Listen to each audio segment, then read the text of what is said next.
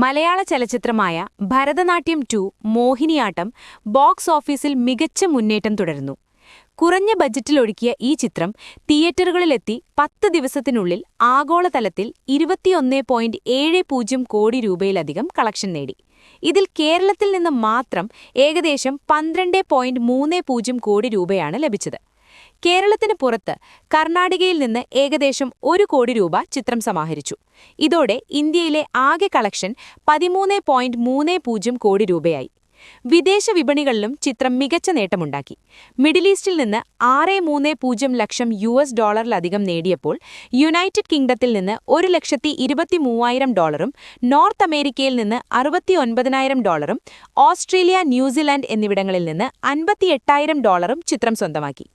സൈജു കുറുപ്പ് നായകനായ ഈ dark comedy ചിത്രം ഇതിനകം തന്നെ ബോക്സ് ഓഫീസിൽ ക്ലീൻ ഹിറ്റ് പദവി നേടിക്കഴിഞ്ഞു. വരും ആഴ്ചകളിലും ഇതേ മുന്നേറ്റം തുടരുകയാണെങ്കിൽ ചിത്രം ഒരു സൂപ്പർ ഹിറ്റായി മാറും. കേരള ബോക്സ് ഓഫീസിൽ തരംഗമായി തുടരുന്ന വാഴം 2 എന്ന ചിത്രത്തോടൊപ്പമാണ് ഈ ചെറിയ ചിത്രം ഇത്രയും വലിയ വിജയം കൈവരിക്കുന്നത് എന്നത് ശ്രദ്ധേയമാണ്.